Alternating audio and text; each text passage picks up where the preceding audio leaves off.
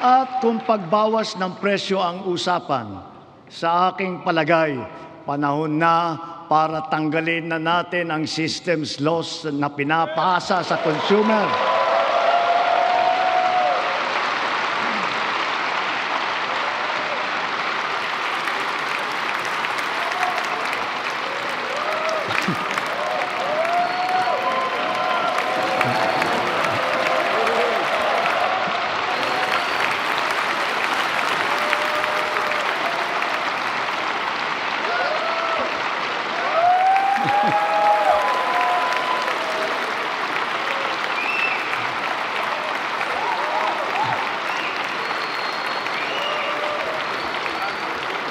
Pinapasa ito sa consumer at kinakarga sa bill na pinapatungan pa ng value-added tax.